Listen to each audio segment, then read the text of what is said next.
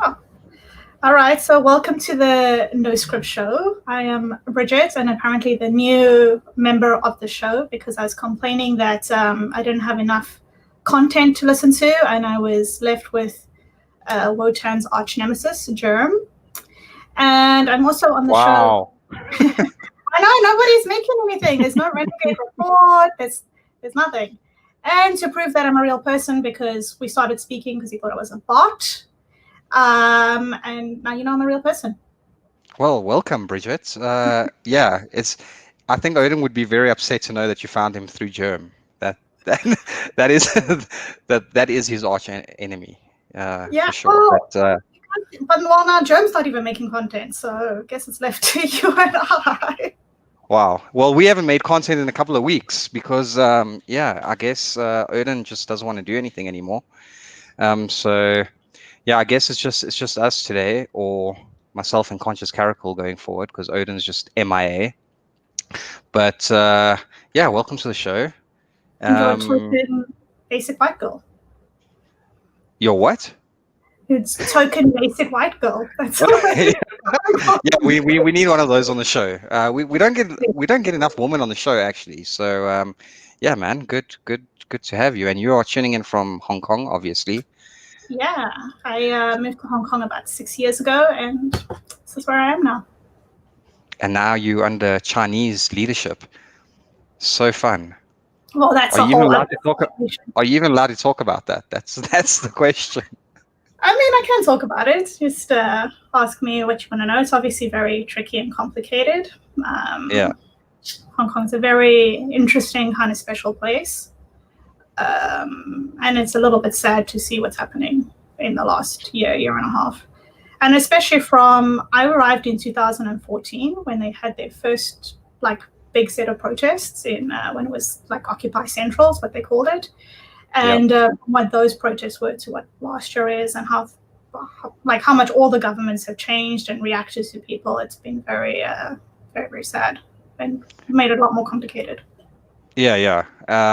I'm guessing protests are still happening. No, they're not. Not? Okay. Well, yeah, for a number of reasons. One, because we have kind of a social distancing, not law, but I don't know, stipulation at the moment, where you can't gather in groups bigger than 4. So I think that's one way that they're limiting people getting together. But also, since China brought in a new security law, the consequences are much bigger, and people are being is that law now? That's pretty much law now. Can you explain a little bit about what the security law is? I know, just for those that don't know, and why it's important to the sovereignty of, I guess, Hong Kong, and really what the implication is of it for Hong Kong. Yeah, well, Hong Kong has always been a little bit of a complicated case because it is part of China, right? But when it was handed over in 1997, they had agreed to this basic set of 50 years where Hong Kong would have its own autonomy in terms of everything else, own legal system, own economy, and all the freedoms and rights that come with it. And you've seen in the last couple of years China really cracking down on it. And with the protests over the last year, which was initially for another law which would allow the Hong Kong government to extradite people back to China, where they have a very different legal system, which is why people were protesting it en masse, because you don't really know if you're going to get a fair deal there, right? And then now during COVID, very sneakily, the CCP in Beijing basically found a loophole, and they were able to implement an overarching law that no one could do anything about. This security law that had to do with things with secession. That's it. Yeah, secession. Yeah. I don't want to say treason, but those kinds of things, and they're using those to go over the more prominent people that were on the front lines of the protests, instead of just getting them on rioting and things. So it's quite serious. The problem with the law is it was written very vaguely. So it's kind of we'll just make it up. And you don't know, they implemented like a special security branch within Hong Kong to deal with it. You don't know if you're going to get tried here or in China or what the case may be. So it's a little bit complicated. And there's pretty much nothing anyone can do about it, I guess. No. And China sit on the UN Security Council as well, which is so weird. And they're taking away Sorry to interrupt your date, guys, but I thought I might jump in on this one, seeing as I am actually alive. I heard the mention of my arch nemesis. So how's it going, guys? So you are back to be part of the show. I don't know. You know, I heard a mention of basic white girls and bots and blue ticks. So I was like, yeah, I can stay with this one. Odin, you were sliding in DMs, I'm sure. That's how we met. Okay, for the record, I slid in the DMs respectfully. I will never disrespectfully slide in anyone's DMs. That's just not something Wotan does. Dude. He did think I was a bot because I have a confirmed account on Twitter and not enough followers. So and you look like a generic white girl, so I was like, okay. I do, and I think he said that to me, and I was like, that's pretty much it. I know you wanted it to be like an insult, but hit the nail on the head. I was trying to nag you to sleep with you, totally. Yeah, you were pulling that classic, you like put her down to put her up again. I don't think negging works. That played on me. I know how to deal with that.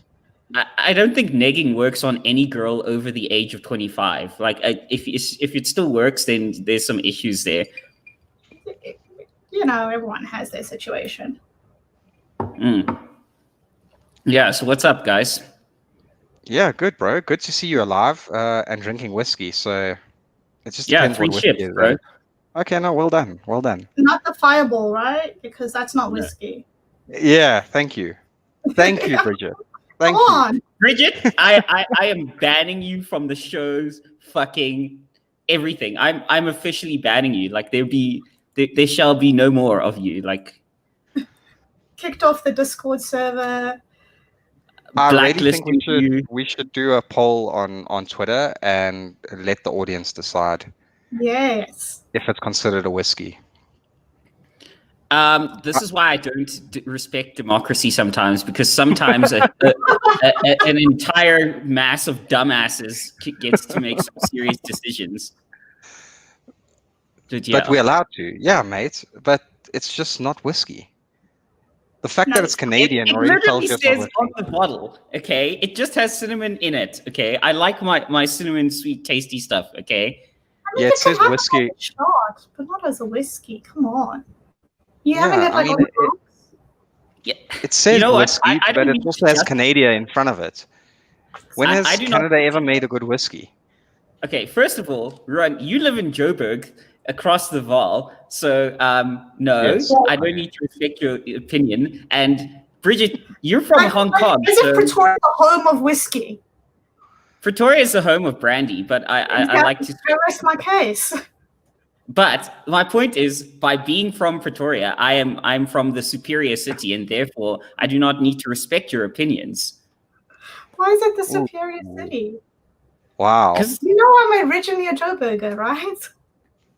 Oh, okay, fine. Then both of you are from the wrong side of the Yixgay. Exactly. So. No ways, bro. We drink proper whiskey. Yeah, we drink real whiskey. Although, when you're with me, you drink real whiskey. I don't know what the problem is. Fireball is real whiskey, and I will die on this fucking hill. Yeah. You can we drink Fireball. We drink Fireball, but yeah, it's not whiskey. Let's be honest, dude. I do not accept your argument. I reject your reality and replace it with my own. The fact that we had to search for it on the internet to check if it was whiskey tells you that it's not a whiskey. Oh, whatever, guys. Anyway, yeah. So I've been out and about for a while now, and oh, by the way, I didn't mention to you guys. I actually installed some dating apps just for kicks, just to see what's out there.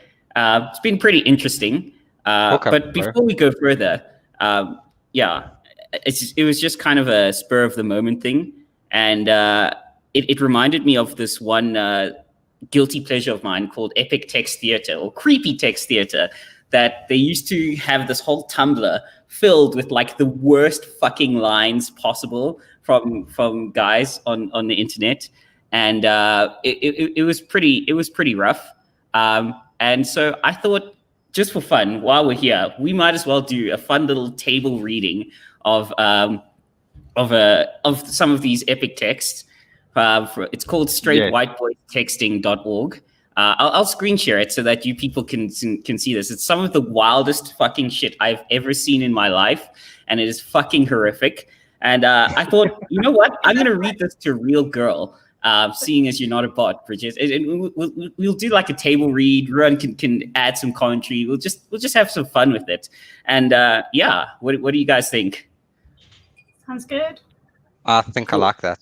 Are you gonna? Yeah, I think you need to screen share it so the audience can see what we are reading.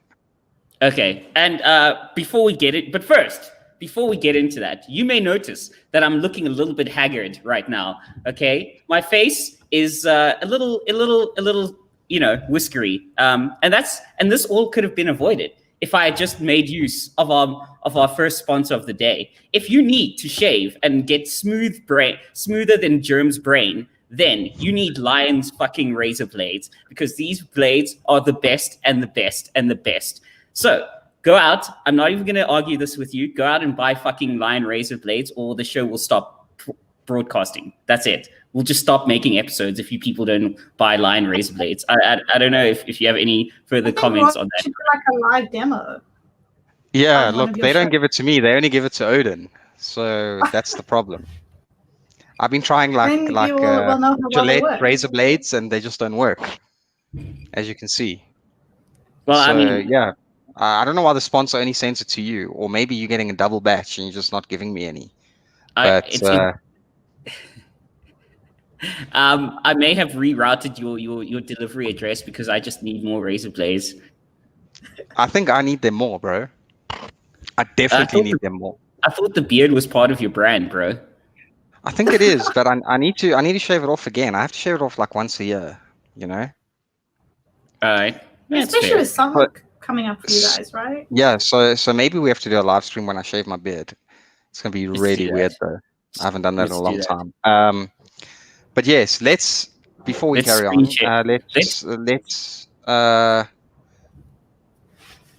wait, yeah. Let's screen share. You can screen share, right? Yeah. Okay. Let me get this up. And this is going to be fun. Let's see if you guys can see my thing, because I actually haven't tested this. But let's do it anyway, just for kicks. There we go. Should be able to see my screen. Yes, we can. Okay. We're seeing both your screens, or two screens. Yeah. Do you want me to full screen this, the other one? I think so. Text file? I think so, yeah. All right, cool. It's full screen this. And Bridget, I'm just going to select the first one I can find. And I'm going to do a table reading of this for all you wonderful people. Yeah, so I'm just going to start out. And Bridget, you can tell me your reaction to this. This is a lovely text from a guy by the name of Garrett. And he's, what's up, boo-boo? Just got to work. What about you? I hope that's what they mean. Yeah, what is that short text? I don't even know short text anymore. But yeah. What about you? Yeah, I think it's QT. Oh, what about you, QT? Okay, I get it. Okay, and his response is, you work at midnight? Which corner is yours? And how much do you charge? I work in a hospital. Oh, do you do anal? What is going on here? That escalated way too quickly. Bro, that is just wow. I don't even know why, how. It's just wow. Okay. Moving along. This seems to be in some sort of Norwegian language. Or anyway, hey, are you good? Well, I'm sick, so that really depends on how you define good. Sorry. Good to get some dick. Who's writing these, bro? Who's doing this? I don't know. I legitimately. I'm pretty sure it's trolling, but I'm pretty sure also some of it's not trolling. Yeah, it's tough out there, guys. Yeah, ladies, just so you know, it could get so much worse. Let's try this one. If you want to see where this could take us, I think you should just call me. And then he says, so you're just attention seeking, sad. Bye. No, I'm just a college student trying to get a degree who has been working since 6 this morning and is just now getting to bed. You seem to be a butthurt boy who's insecure about a girl not messaging him back immediately. Can I just say, this has happened where, like, if you don't reply, guys lose their minds, and you're like, guy, I'm just living my life. Like, it actually goes both ways. It actually goes both ways. And I also think, like, what is wrong with people expecting a message immediately? Like, no one's sitting at their phone like this. Exactly. Dude, sometimes I'm bad with messaging people back. Like, I can get back to you in 2 days. And it's true. Ladies, he does it to me as well. And like, we're bros, so don't take it personally. Yeah, no, I do. I can take days to get back to someone. If you know the person well, you're already having like a kind of relationship. But if it's just at the start, and you're just like, back the fuck up, man. Yeah, exactly. Come on. Anyway, time for some more gold. Yeah, I'll start this one. Are you a liberal? More or less a communist. Okay. What are you doing late tonight? It should be later, dude. Like, anyway, yeah. Anyway. Socially distancing, bro. There's a pandemic. No, mate. No. I'm sorry. Why? I can't straight. Why? His response is, the pandemic is my dick going in your ass. Why? Yeah. Oh my god, dude! Why? Can I really ask also, like, what is the obsession with anal sex? Like, honestly, like, what's the obsession with it? I don't understand it. I don't know. That is horrific. That is fucking horrific. Jeez, like, there's like two of them speaking about anal, like, in not even one page. Oh wow! This is a gem. Damn, BB, your boobies are as juicy as my booty cheeks. I genuinely don't know how to respond to this. Hey, what can I say? I'm a big, thick man with a big, thick plan. Nice. I like that. I mean, like, at least he had like a rhyming scheme going. Like that was an attempt. This is lovely. Sorry if I ask you this. Are you married? Yes, and I'm a lesbian. Oh my god, you don't like men's sex. That would be the definition of lesbian. Yeah, exactly. The last one's pretty good. I like that. It's quite subtle. Oh, this is kind of cute though. It's like, hey, I'm 20 from Italy. You're so beautiful. Can I send you a photo of my dick? I mean that's kind of nice. Yeah. At least he's polite. Yeah. At least he asked. You know. It's just that's just unbelievable. But yeah, I don't know. Like, I think that's enough horrific text for now. Maybe people want it. We can do some more. But yeah, that was fun. Also, it occurs to me that my mom watches the show occasionally. So Mom, Sorry, just so Odin's you know, mom. I've never texted a girl anything this horrific ever in my life. And also, I'm from a fairly conservative family. Like, we have Sunday lunch and like prayer circle around Sunday lunch. So I'm not going home this Sunday because I can't look my mother in the eyes after reading this. So yeah, there's that. I just saw the one on the next page, and the guy just sends a message to her, and he just says, "Are you a hot dog vendor? Because you sure know how to make a wiener stand." There was one brilliant. like really horrific one. I can't remember where exactly it is. But hold on, I think I know where it is.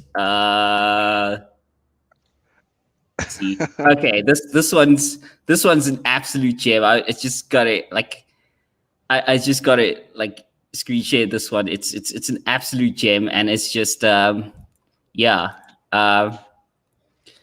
Okay, can I bend you over my lap? Pull your skirt up. By the way, this is his first text. Slide your panty halfway down. Rub my hand on your bare. Oh God, this is. Okay, I can get through this. Rub my hand on your bare ass cheeks. Grab it, squeeze it, massage it, then spank it hard till when you least expect it. As I continue to spank you repeatedly with my fingers slip between your. Oh God, that's the worst thing I've ever had to read. Between your thighs and brush your clit. Holy shit, guys! Stop. No, like mate. you need to stop doing this. Yeah. These oaks can't be serious. Honestly, this must be for. This is trolling, the worst bro. thing I've ever had to read. That is literally the worst thing I've ever had to read, and I've read some of Germ's tweets. So yeah. Did you see that video? There's a video with a guy. He's talking to two or three chicks on a bed, and he's got a empty bottle, and he squashes the bottle, and he says something like, "If you hurt a guy, can you fix it? Can you fix it?" And he squashes the bottle, and they're just looking at him. So he blows in it, and the bottle comes out straight again. He's like, "See, one blowjob, one blowjob." Man, yeah. I think we have to move on from this. Yeah, I think that was oh yes. Yo, no script. Let's go. Yes, we're back on the What's air. Up, Kalen? What's up, How you doing, bro? Yeah. Anyway, moving along. That was fucking horrific. And yeah, I agree. That's the worst start to the show we've ever had. I think the lesson we take away from this is that, ladies, there is some fucking horrific shit out there. I actually kind of like it. Like, if I like that from like the word go, then you're like, okay, obviously you're not the one. Bye. It's when later down the line, that's when it gets trickier. So if you like that at the time, like, bye, creep. Moving on. That's true. No, that's true. But I don't. Hardly anyone is who they are when they first message you. I guess. Yeah. Although, and again, like I said, I have been on a couple of dating apps, and there's a couple of things that I noted on some of these apps. It's like, one, girls seem to like list height requirements, like please be at least X, like height or taller. I'm like, I would love to see what happens if we start like listing, please be like this size boobs or this weight or less. Like, I would love to see that. I would absolutely love to see the reaction to that. Yeah, I don't know. I think for taller girls, it's probably more of an issue. Like, I don't all think the same chicks... height when we're laying down. Yeah, sure, but I don't think chicks like being taller than a guy. Yeah. I mean, I don't have a problem. I'm short, so there's very few guys shorter than me. But if it's like 1 or 2 centimeters taller, then is it that much of an issue? And then she wears heels, and then she's 17 feet taller than you. I suppose. Yeah. I think it would be awkward. Like, I don't think I could date a chick that's taller than me. I don't think I could. I never have. Neither have I, actually, now I think about it. So we also have height requirements. You'd be like hitting like Paris runway if you wanted to go taller than you. Who, me? Yeah, aren't you like 6 foot almost? I wish. I'm like 5'10", 5'11". It's still pretty tall. Like that's. Yeah, you're pretty much there. We're like the same height. You're hitting Paris runway if you want a girl taller than you. But the other thing I've seen on these apps is like, and this is a weird one. They're like, please only people from this like ethnic or racial group apply here. I'm like, okay, all these apps basically work on the same, and that's fine, whatever. I like, if you're not into a specific ethnic group, I don't care. That's you. Like, let me do me. But like, to put that in your dating profile, all these apps basically work the same way, is that you swipe right on the people you like and swipe left on the people you don't like. So you didn't need to list that. All you needed to do was just not swipe right on those people and fine. Exactly, 100%. It's like, 100%. It's like, why are you listing this? It's just like, yeah, it seems kind of pointless. It's just the weirdest thing. Oh, and the other gem is, oh my God, literally every girl on planet Earth is now a sapiosexual. Like that's that's like the keyword. Sapiosexual. What does that mean? It's attracted to intelligence. Attracted to what? Intelligence. Oh, but doesn't that go without saying? Like, really? Literally every girl lists that in her profile. I'm a sapiosexual. I'm like, okay, lady, like. What is there a word for to be like, I'm attracted to stupidness? Like, what the fuck is that? But like, it's like, okay, fine, sure. I'm willing to accept that proposition. However, like you said, Bridge, like, isn't everyone and like, some of them is like, you are, but I mean, like, if that were true, then all the dudes in my computer science classes would be banging nothing but Paris runway models. Okay, if you're attracted to intelligence, you're attracted to one, and then the height requirements isn't an issue either. Like, pick one. Yeah, it's like you're not attracted to nerds. You're attracted to conventionally attractive men who wear glasses. That's what you mean when you're into nerds. I'm sorry. Like, yeah.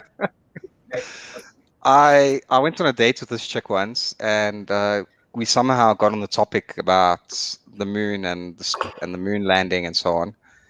And she was like, "Yeah, it's impossible. That never happened because there's no airplane that can get out of our atmosphere." Okay. That's what she said. And then, we were on the date for like another hour. I never saw her again. This fake moon landing thing just drives me insane, and it hurts. I posted a whole fucking thread about it on Twitter as to how and why the whole moon landing thing worked. But okay, sorry, Ren, continue. No, I just said, like, the date continued for like another hour, and I wasn't even going to argue with her because, if you now start arguing with someone that's at that level, there's no point. It's a waste of breath. Yeah, but I never saw her again. I think it's impressive you stayed another hour. Yeah, I was just really looking forward to the desserts. So. You wanted the after hour. That's it was worth. It was worth the wait. I've had similar horrific dates though. Like one chick I met back in the day. She was that caricature of the left that people have, like everything is some form of power structure or privilege. Yeah. She was basically that personified. Literally everything I said, and I'm like, why am I even sitting on this fucking date? It is so stupid. It's just like she lectured me on the orgasm gap. Never mind the paid wage gap or whatever. The orgasm gap. Apparently, men get more orgasms than women, and so that's a problem we need to solve. I'm like, no, you need to just stop fucking guys who don't know what they're doing in the bedroom. Like, that's not on me. Vibrator, what's your problem? Just like lecturing me on the orgasm gap. I'm like, okay. I also don't like chicks that agree with you all the time. In fact, it's one of the things I hate. Like if I'm bringing up a topic, the reason I'm bringing up the topic is because I want an actual debate, and they just agree with you all the time, with no substance to what they're agreeing to. They just that drives me mad. Like you're allowed to disagree. You're allowed to disagree or have a different opinion. Like just have it so we can actually have a conversation. Man, man, that happens so often. And I don't know why. Why is it so difficult for some people to give a freaking opinion? I guess submissiveness is. So I missed out on the dating app phase. I feel kind of. No, like, you just dating apps are more for hookups. Let's be honest. Yeah, well, I mean, I met my boyfriend 6 years ago, just when dating apps were like a thing, and then we met, and I never got to try them, but yeah, you know. Speaking of like hookups, that's the other thing on like dating apps I see. Like chicks will be like, no hookups, and it's like her. Those are the chicks that want hookups. Honestly, like she's like wearing, if you see no hookups, you're like, okay, that's a hookup. I mean, she's wearing like fucking semi-see-through yoga pants, and she's bent over, looking back at you suggestively. She's like, "No hookups." I'm like, "Okay." I mean, right. like, what? Sexy and like not want to hook up, right? They're not. I don't think that just because she's like looking sexy, she doesn't want any less of a relationship. I don't think you can make that correlation. Yeah, but by saying no hookups, like 8 out of 10 of the girls that say no hookups actually hook up. Like, well, that's why you're on the dating app to begin with. Yeah, sure. But I mean, don't say no hookups, and then it's like 14 exclamation marks after no hookups. It's just so weird. On dinner first, at least, you know. Yeah, no, for sure. Like no booty calls, right? Just wine and dine at least. No, you got to wine and dine. That's normal. Look, some people you don't have to wine and dine, but most you do. But I prefer just meeting people at pubs or bars or out. Like that's where you meet people. Like dating apps, you just waste your time on dating apps, to be honest. Like when you meet someone in person, you kind of get to know them immediately, or you can kind of see how they are before you've even spoken to them. Dating apps, you have no idea. Yeah, you can project whatever you want over a text. Yeah, for sure. But there are success stories. An ex-colleague of mine met her now fiance 2 years ago on a dating app, and they just got engaged like a month ago. So, wow. I don't know. Speaking of engaged, I need to send a shout out to my man Sid. I won't say any further details, but congratulations on your engagement, bud. I think you're going to make an awesome husband to your girl. And I mean, I'm speaking in my personal capacity, but I think I'm one of those old school conservatives. Like, I'm still of the opinion that marriage and children are the best thing you will ever do in your life. And Sid, but I hope I get a wedding invite. And yeah, good luck. She's an awesome girl. Don't know. It's going to be super awkward if you don't get a wedding invite now.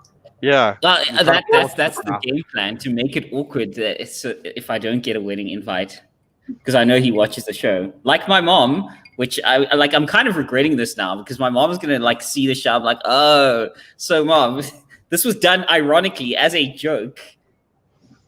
Yeah, you're gonna regret that. You don't act like that. She knows, right? But do you have also like I've had so many friends that get engaged, and I think to myself, there is no way you're getting engaged to this person. Like, what are you doing?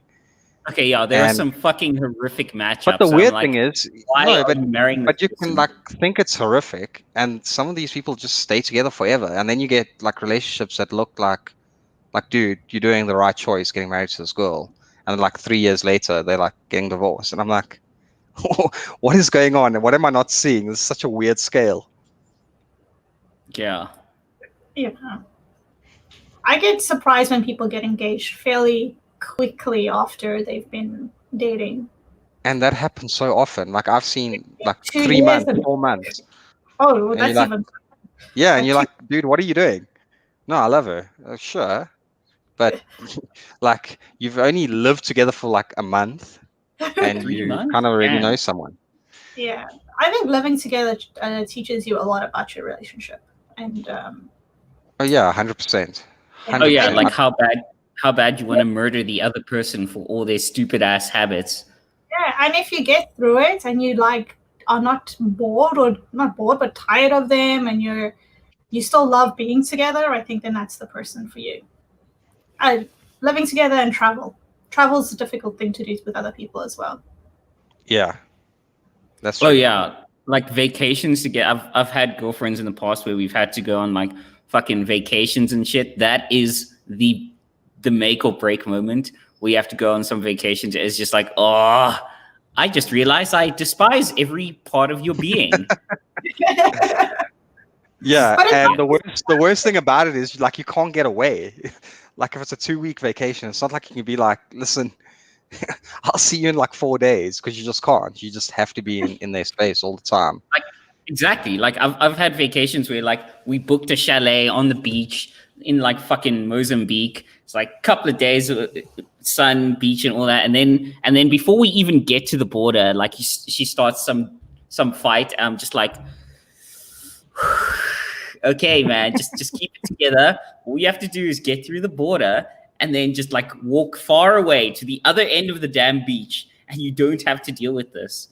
But I don't think you can expect holidays to be perfect. But if you still like come out the other side of it, and you have, like, I've had some of my biggest fights with my boyfriend on our travels together, but we've also had the best time of our life. So it's like, and then we can look back at those moments and be like, that was ridiculous. So yeah, most fights are ridiculous. Like when exactly. Like I mean, unless I walk in on you fucking murdering a cat by strangling it to death, there are very few sort of fights that are like dead set. We can never talk about this. Like you're out, disqualified. Like there's very few. Like those kind of weird purity tests. There's very few like fights like that I could imagine happening. That are like, oh, I will never discuss this with you. You're done. Like. Yeah, unless you're an actual fucking murderer or some shit like that.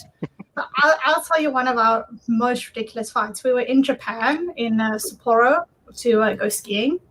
And we were on this like little ski slope. And I've never, like, from Joburg, never really been around snow or whatever. And so we were kind of like teaching ourselves on the like kiddie slope, right? And then at the end of the day, he wanted to go up the ski lift to come back down. And I was petrified. I'm like, I'm really scared of like heights and things like that. And he's very sweetly trying to be like, just go up, see if you like it, and just come down. It's not like you're going to get hurt if you fall in the snow. And I was like, there's no way. I'm not going to do it. I'm not going to do it. It was being nice. And then I just started crying, bawling my eyes out. And the poor people at the ski lift were laughing at us, these lovely these Japanese people. Like, what is wrong with them? Because I thought I could just go up and take the ski lift down, but you can't. You have to ski down. And eventually I was just like, I refuse to do it. No, like, fuck you. You do it on your own. I don't care. So he went up, and I like waited at the bottom, and he was like, okay, it's a good thing you didn't do it because it's pretty high up there. But yeah, we had a huge fight on ski lift, and now we can laugh about it. Yeah, I mean, it's an adult thing that you get over shit over time, and you talk shit out. Like there's this idea that like there's this perfect wedding or this perfect date. Like I just like it's so fucking infantile and like Disney made that you have this perfect date or whatever. Like, again, I'm a huge proponent of marriage. I have no fucking illusions about the fact that marriage is just work every damn day, and it'll be worth it ultimately. But you will wake up many times when you're like, I hate this human being, but I have to like deal with them. Yeah. Or that you're past like that. I have to. You're still like, as much like I love them more than I hate them. I think that's when you truly feel that. That's when you have to work on those issues. Oh yeah, I think it's when you want to work on those issues. When you don't want to anymore, that's when it becomes a problem. Exactly. But yeah, dude, Erden, when are you getting married anyway, dude? You're getting a bit old now, Matt. It's time. Thank you for reminding me of that. Yes, I am getting a bit old. I am totally open to the concept. When it fucking works out, I've had some Deus Ex. For Odin, at least, because he's a guy, as he gets older, he just gets more options. If you're a woman, it's like opposite. More options? No. Like I will not be the creepy guy who's cruising by like varsity first years and just like university first years be like, hey, how's it go? Like, no, come on, man. Like it's. I mean, yes, they're over 18, but there's a limit, dude. Like, come on, like have some class. You don't have to be creepy. Just dude. Like, the options are there. Imagine I was like creeping on a first year. I stick to the half your age plus 7 rule. Half your age plus 7. That's the absolute limit down. You even call me a boomer that I'm like too old for myself. So. Yeah, but that's just you act like a boomer. Also, actual person who's younger than my brother. Come on. Not to get racist, but black don't crack, so I've got more time on my clock. Exactly. You're so lucky. You're living it up. No clock on bro. you. My best friend's granddad. No, you know who you are. At I think 55, married a 20-year-old woman, and they had 2 kids. So my mate's like a year younger than me, so he's 29, and he's like got an uncle that's, I don't know, 7 or 8 years old, and an aunt that's like 14. Creepy. But the old man still looks good for his age, like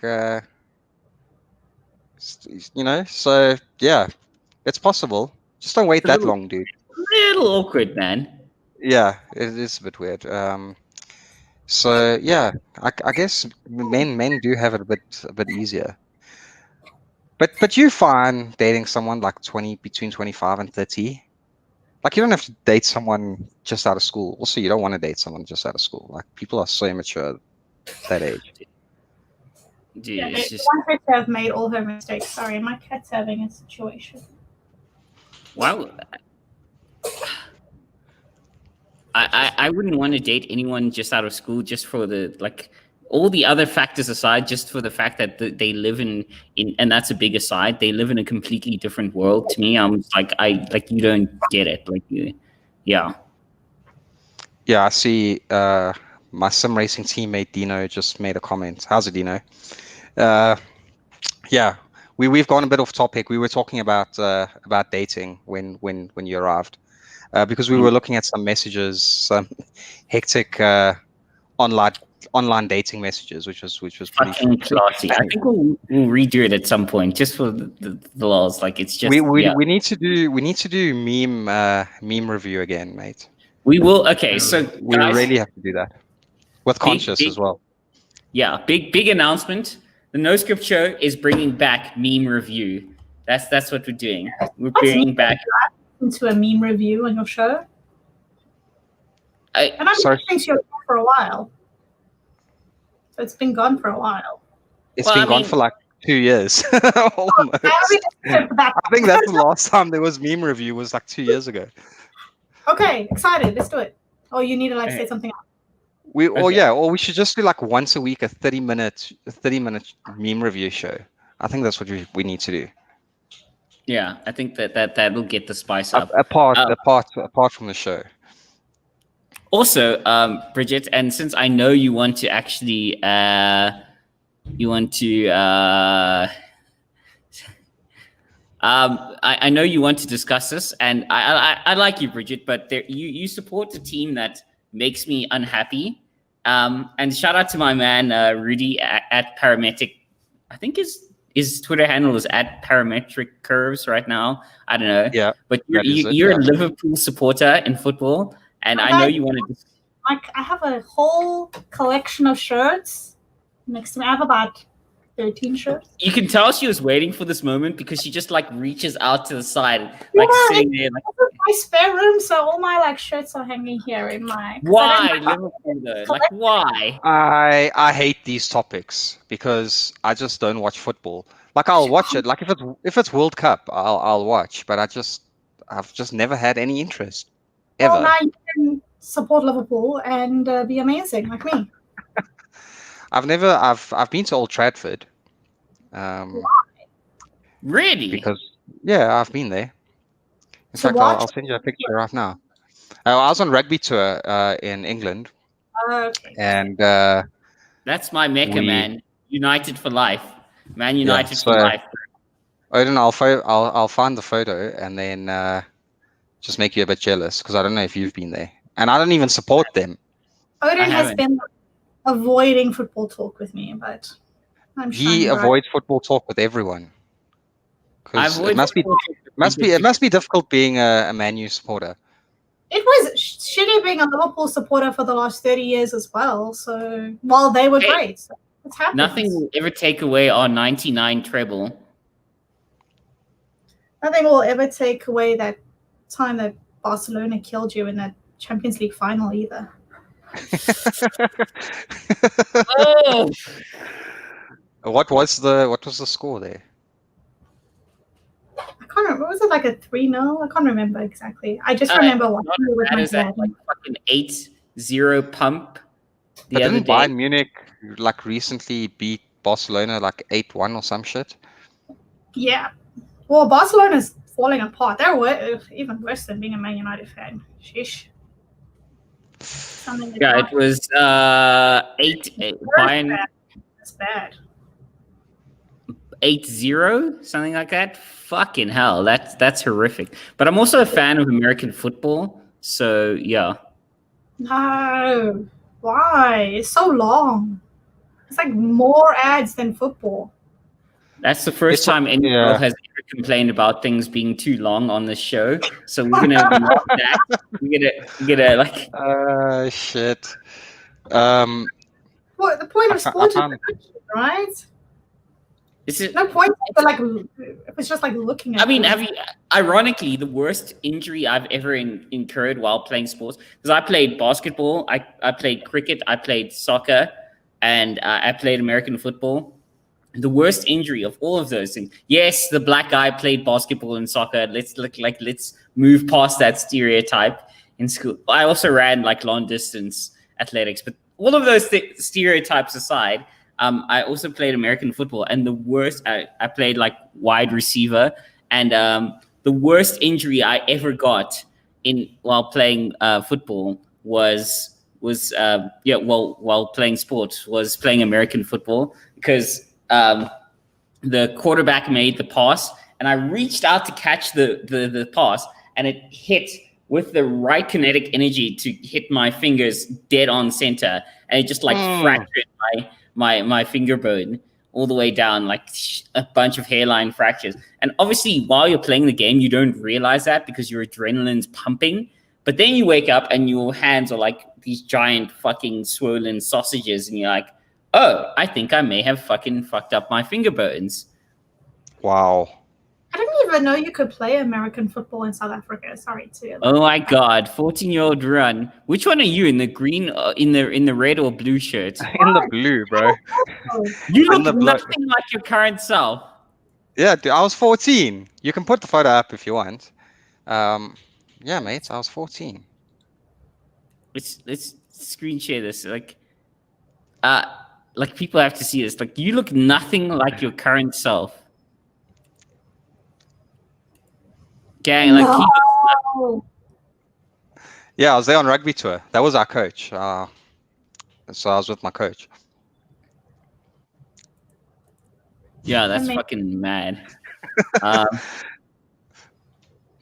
Yeah. Okay. Yeah, I've even been there. I'm just saying. So, are you really a fan? Are you really a fan? Don't make me haul out all my Man United. 8. I'm not Bridget. I don't have like my Man United shirts off screen with me. But don't make me like haul out all my shirts, because I am a fan. True and honest. And oddly enough, the rest of my family are all fucking Arsenal fans, and it is grating to me. I just like, why? Time they're Man United. No, well, actually, they're coming back a little bit now, so it'd be interesting. It's just so grating to me. So can I ask you, have you met girls that like can like equal you when you want to talk sport? Because I'm a huge sports fan. I think that's like, to me, that's the hardest thing, when a girl can equal me when talking about sports. I'm just like that's me. Like if a girl knows like my favorite college football team is Michigan, But like when a girl can talk like sports to me, I'm just like, yes, she's the one. I'm taking her out for crab dinner, like whatever. It's very rare. Guys say that, but when it happens, they're very intimidated, and then they always I agree.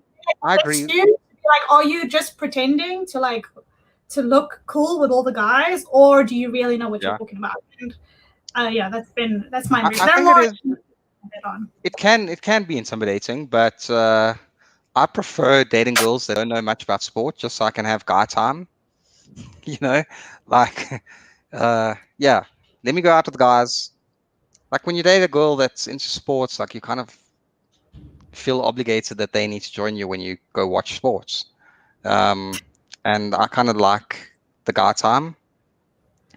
It's very rare to find a chick that actually knows sports. Yeah, I mean, my boyfriend always jokes that. Getting hot. Yeah, you're getting hot. I am. Always jokes that I'm like the guy in the relationship who likes to like sport and likes to drink, and he's like, yeah, I'll just stay at home and play computer games, knit. No, he doesn't really knit, but we always joke. Yes. I'm the more guy one out of the two of us, and I really am. I'm a very kind of guy's girl, which everyone thinks they like until it's upon them, right? What is sports like in any case in Hong Kong? Like, is there a big following? Like I never hear about like Hong Kong in sports or. Well, not for like Hong Kong. I mean, obviously we have sevens once a year, which it's a lot more fun than what I thought it was. I didn't go for so many years, and my dad would be like, "Are you so even much fun?" Yeah. He'd be like, we had a no script show sevens rugby tour last year. Yeah. You were there last year? No, not in Hong Kong. But in Cape Town. In Cape Town. Cape Town sevens. Yeah. It was like a meetup for our platinum tier members. Because to get tickets for the sevens in Hong Kong is really difficult. You have to apply to like a lottery, like they do with the World Cups and stuff. It's quite tricky. So every year, my dad's like, "Why are you not going? You're not a real South African." And last year, I landed up going because I was covering it. I work in Nvidia, so I had a press pass. But yeah, a lot more fun than you realize. But I don't. There's not like we support Hong Kong sport, but there are people that like sports that also like. I'll stay up and watch a football, tennis, or golf, or whatever. But it's not like it's not quite like the South African sporting scene. Yeah. And then there's like other ones that we don't think about, like badminton, huge. Tennis. Basketball's quite big all over Asia. Those kinds of things. Yeah, they're getting a little wild about basketball in the Far East. I've seen some controversies about the conditions of the kids in these basketball camps. So it's like, I haven't heard anything about that. What's that about? Like the NBA and China, like some of their stuff is just like, it's a bit dodgy. It's a bit dodgy. Do you mean when that NBA guy tweeted? I mean, like some of the treatments of some of the kids in these NBA camps in China. I'm just like, wow. China's like dodgy on a lot of fronts, right? Yeah, it's just like they want to like impose some kind of sanctions to companies that are having their technology made in Xinjiang. No, I didn't actually. You can explain further. I mean, that's almost as much as I know. But Xinjiang is like basically where the Uyghurs are, and people are being like forced into forced labor to work for a lot of like technology places and those kinds of things. So I think they're looking at sanctioning stuff that comes out of there, which is at least something that's happening, because I think what's happening there is way too ignored in the world in general. But I thought communism was so great. I mean, like honestly, all the shit all the shit going on right now kind of makes me want to drink even harder. But if you want a place to go to a great drink, then let us suggest our main sponsor of the day, JB's Pub. Ladies and gentlemen, I cannot. There is. For those of you on the audio version, you're not going to see the merchandise. But let's suggest JB's Pub, because it's honestly the greatest pub I've ever been to in my fucking life. It is just, I mean, I cannot say good enough things about us. And this is, it's our main sponsor for a reason. And we love JB's Pub. And the people that run it are some of the most genuine, amazing human beings on planet Earth. And we want to say a sincere thank you to JB's Pub. Ron, I don't know if you have any further words to say about our main sponsor. Yeah, no, it's a brilliant place. The only issue is like most people can't get in there, so it is invite only. It is, unfortunately. Serve JB's Pub if I ever manage to be back in South Africa. Yeah, if you're ever back in South Africa, we'll definitely take you to JB. Well, you have to be a platinum tier member. Come fetch me, because now that I don't have to drive, I really don't like doing it anymore. So when I'm back in South Africa, other people driving around. First of all, you have to be a platinum tier member of the show to even get in. So yeah. Wait, so like being on the show doesn't make you a platinum tier member? Like, what do I need to do? I mean, why would we just platinum tier every girl that comes on our show? It seems like we do platinum tier every girl that comes on our show. If you're a guest, you're allowed to come. You're allowed to come to JB's Pub. We still want to do a live stream there, but we'll do it sometime. But it has to be a fun live stream. I would love to see how we actually handle it. What's this? Your opinion of pre-marriage. I don't know what that means. Living together. You gotta. And Hong Kong culture. This is very interesting, because people in Hong Kong can't really do that. They don't really do that a lot. People have to live at home before they get married, just because it's too expensive. It's really, really difficult if you're a young person in Hong Kong to go out and live on your own. Most people will stay at home and save their salaries until they can get married and find their own place. Hong Kong is a great city, but it's also brutal. So it's not necessarily a cultural thing. It's more of a economical thing. A little bit of both. It's a little bit of both. It's economics for sure. But I think in Chinese culture, there is a very, very strong value on family and like looking after your parents and things like that. So even you'll find, like, say you do get married and you move out and you have your own place later on in life, your elderly parents might come back and live with you, so you can look after them.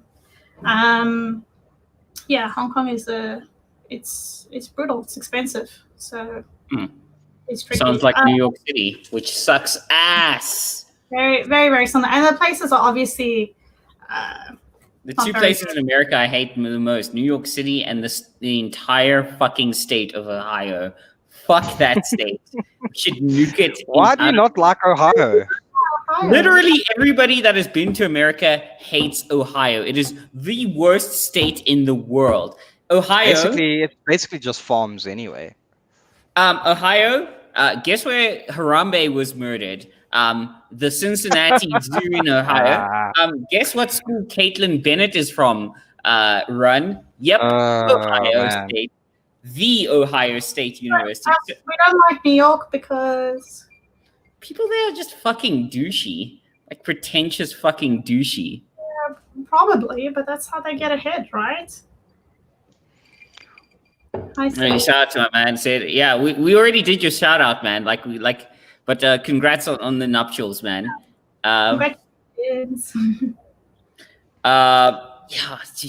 Like people in New York are just the most douchey people. I mean, there are good people in New York City, but like jeepers, man. It's just like it's like Santon on steroids. It's so douchey. It's just wow.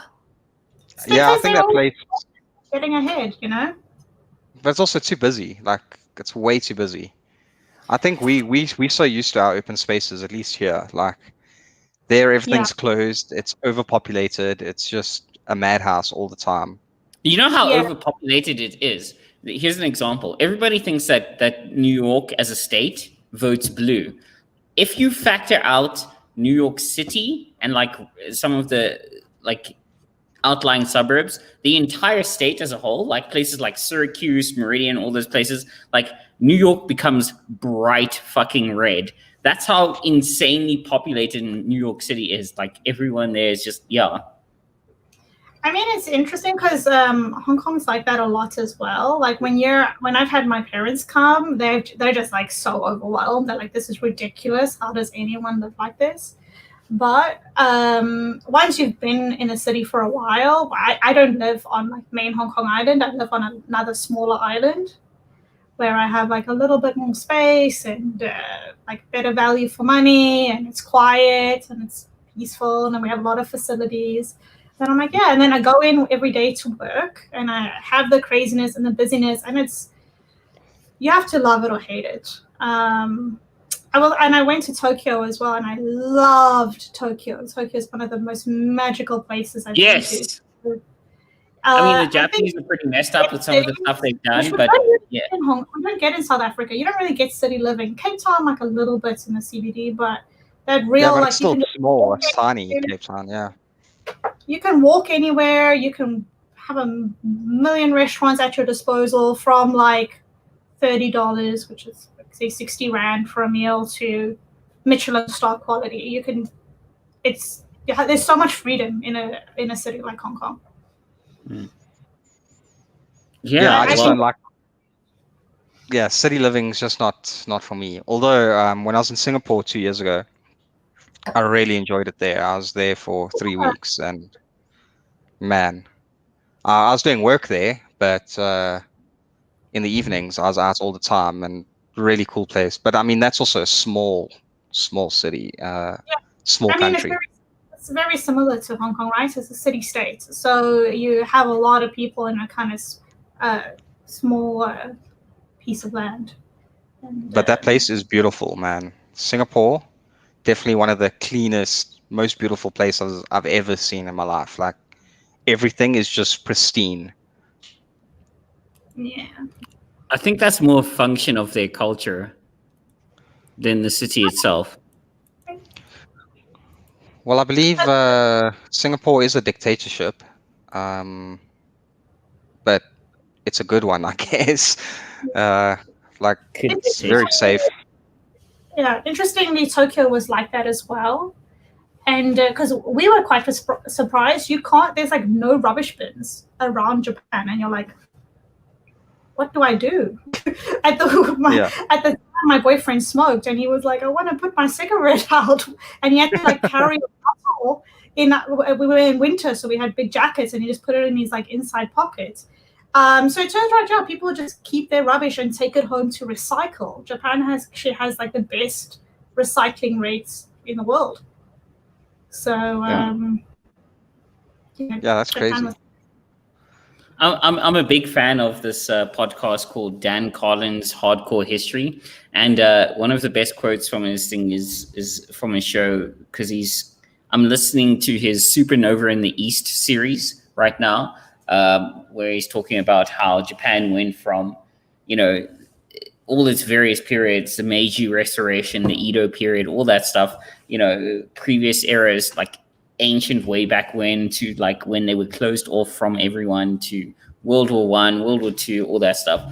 And technically they were on the winning side in World War I, just FYI. But with what you're saying about the best recycling rates, it was I think it was a rabbi actually who said the Japanese are just like us, except more so. Meaning that like whatever you do, the Japanese crank it up to 11 on the volume dial. They just go like full out and just like, yeah. And at the same time, so nice. Like I think the thing that a lot of people will struggle with in Hong Kong is it's a city, it's busy, it's efficient. I can firmly say like best transport you'll ever experience. So efficient, but that efficiency comes at a cost of niceness sometimes. You'll be in a restaurant and they're like just like throwing your food at you, or like you'll ask for something and they'll shout at you and you're like, what, I'm the customer, what did I do? Like, it's really like that. We used to, our boyfriend and I go to this noodle place that's run by this old lady, and when I first arrived, I wasn't very good at using chopsticks, so he would ask for a fork for me, and she used to shout at him for not teaching me how to use chopsticks properly. Wow. It's that kind of thing. Like, why don't you teach her? What's wrong with you? But in Japan, everyone is so polite and like, they bow everywhere. It's a really, really very, and because their culture is so distinct, very interesting place to experience. Yeah, I know a lot of friends that went to the rugby in Japan in 2019, and everyone just said it was amazing. Because I have friends that go to every single World Cup, and they're like, it's the best experience they ever had. The people, the culture, the food, everything is just really good. Oh, yeah, the food is next level as well. Not the small room, but I'm very sad there was the Olympics. The Olympics is my favorite thing in the entire fucking world. And really, the Olympics? Why? Because it's 3 weeks of sport, and also sports you never ever watch. It's so exciting. That is true. I love watching the Olympics, but I never watch any athletics or anything. I mean, I guess the memes that come out of it are great, but like, no, like when do you ever get to watch like archery or curling or track and field? The best sports in the fucking world. Can I just say it's so exciting when Winter Olympics rolls around, and you just I would like your boomer ass to leave the stream right now, please. Leave this fucking stream. Have you've watched it during the Winter Olympics, right? You think it's lame. Okay, boomer. Oh my god, it's so exciting. Okay, boomer. Yeah, I really just watch the sprints mostly, and some of the judo. The judo is really good. That's also something you never get to watch is judo. Okay, I like the gymnastics. Like the yeah, the gymnastics. The gymnastics is good as well. Yeah. Yeah. Yeah. I mean, it's entertaining, but it's like, Oh, by the way, I just saw our Twitter, seeing as I'm now returning to Twitter, I saw our Twitter account, and apparently we are now part of the right-wing cabal news network. I'm going to go with joining the right-wing cabal. First of all, no. I mean, I appreciate that. I saw the notification. First of all, no. We're an independent operation, and appreciate the shout out, but No Script Show doesn't really like, I don't know, like ascribe to a certain like thing with like, oh, the left or all the right. Like, I mean, Ruan and I are frat right, and that's about as right as you can get for us. But beyond that, yeah. Like, I don't know, Ruan. Like, I don't know. Yeah, I think that was the alternative news network. Where did you see the right cabal? But I know we were put on the alternative news network list. But yeah, some good names there. You just don't like being associated with Germ. So since Germ is there as well. Imagine that. Oh, I don't like being associated with like the smoothest fucking brain on Twitter. Fucking hell. Imagine that. But there are plenty. Everyone else there is. Here's why I actually don't. Here's why I actually don't like Germicide. Here's why I don't actually like. Well, not don't like, but I'm not super keen on the whole right-wing cabal news network thing. Is that once you ascribe yourself to a certain box, then that's you. That's what you're going to be forever and ever and ever. And I don't think that, like, my dream for the show was to be the internet water cooler, where you listen to us for like an hour, hour and a half, maybe even 2 hours for our marathon sessions, and we're just chilling. Like, we don't need to be like, we don't need to be like some sort of like left or right wing like fucking paragon of what you should believe. Like, no, we're not that. Like we said, we're just a really shitty tech show where we barely talk tech, which we will talk about at the end of this episode in a couple of minutes. But like, the whole right, and the weird thing about it, and again, no offense, but nowhere does it say right wing there. It just says alternative news networks. No, there's a. Unless I'm looking at something completely different to what you're looking at. Let me find it, because I actually logged into the show's Twitter account. Let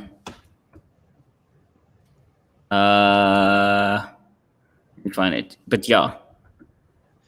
Yeah, mate. I didn't see that. Honestly, I think it was Joe Emilio that put it up. Was it Joe? Yeah, it was. Actually, let me find it real quick. But yeah, it's just. I mean, look, like everybody has their. But shout out to Joe as well. Cool guy. Like we had a good stream with him as well. A really fun stream. That was really fun, Joe. We definitely need to do have Joe on again. Oh shit! I guess the Twitter account's been nuked. I'm looking at it now. It looks like the Twitter account's been nuked for Right Wing Cabal News Network. But I don't know what you mean. To me, it says alternative news network, but I don't see the list now. The list was here. Yeah. And maybe I'm just. Well, I mean, maybe you can see. They changed it. I think they changed it after. Well, I think it's like just kind of because I guess the ideas are kind of right-wing-ish, but not really. Just in like South African context, anything that's not like full socialism is not right-wing. I don't know. Send me the link, Run. But yeah. Yeah, I'll find it. He needs to rephrase. I like the gymnasts. Yeah, that's true. Some of those just gymnasts. No, I do not like prepubescent, like fucking 14-year-old girls doing things. No, they're not 14 years old, bro. But yeah, some of them are good, dude. Jeez, like it's amazing. I think that's the nice thing about the Olympics is like you really see real talent. And I think that's what sports in general is. It's like witnessing people do things that you probably can't do. It's the limit of human capability. Yeah. That's why I found it, Odin. Hopefully I'll be around next year and I can get to the Tokyo Olympics. It was so close. Oh, it would have been so fun. When does it start next year? Oh, they changed it to Alternative News Network. I think it's September 2021, no? Because I know I think they just wanted to postpone it by a year. Yeah. It was always Alternative News Network. That's what I don't understand. It used to be right-wing Cabal News. The first ever image on this page was Alternative News Network. Yeah, this is a new account. There used to be a right-wing Cabal News Network one. I guess they nuked it. But just my personal, and this is me personally commenting on each podcast. Chris Wyatt, shout out to Chris Wyatt, awesome dude. Cliff Central, love it. Our co-host, Conscious Caracal, great. Eleutheria ZA, fucking who knows what that is. Farmers Travel, don't know about it. Goosenomics or Goosenomics. Fuck you, arch enemy. Fuck you, Ron Hudson. No, he's not an enemy. I'm just going to fight him the next time I see him. That's the whole thing. Jerome, I don't think you realize how large Ruan is. You've met him, have you not? He is kind of large, but I'd be a cuck if I back down from this fight. No, for sure. I'm just saying, if I put my money down on it, I'd put it on him. I'm just saying. Fair enough. Go ahead, lose your money, bet against me. Jerome Warfare, smoothest brain on Twitter. Joe Medio, much love. Man Patria, our other that we've been on, much love. Mahraban, Robert Digan, bit of a country club Republican neocon. I dislike a lot of his takes, but whatever. He's not a bad person. Morning Shot, which is just basically Roman Kavanagh talking to himself on the camera for 3 hours. Fine, whatever. Let's go back. Can Ramon put the second part of his daily stuff on podcast and not just on YouTube. Can Roman not have a fucking... By the way, I see he's gone back to having a fucking... Okay, I'm going to say this out loud now. If you have a black and white or grayscale photo, yes, fucking all of you, except for like Quentin and shit, every human being on Twitter right now who has a black and white or grayscale fucking Avi, you are human garbage. Fuck you and your stupid nouveau art bullshit. Fuck off. Wait, I want to go back to his shows because he's like alienating a whole set of audience with just one podcast. Because YouTube. Also, I said, I don't want to sit on YouTube, watch you. I want to do other things and listen because you're just talking. I totally agree. Like I used to listen to Renegade Reports always when I'm in my car. Renegade also because I listened to him once when he was like, "Oh, I don't think there's a space cage match against Goose." Yeah, I mean, we could do a cage match. Yeah, I think that's a good idea. Yeah, let's do it. MMA rules. Yeah, let's do it. Fuck it, let's do it. Like KSI and then what's it? Logan Paul did it. Let's do it. Cage match, Wotan versus the Goose.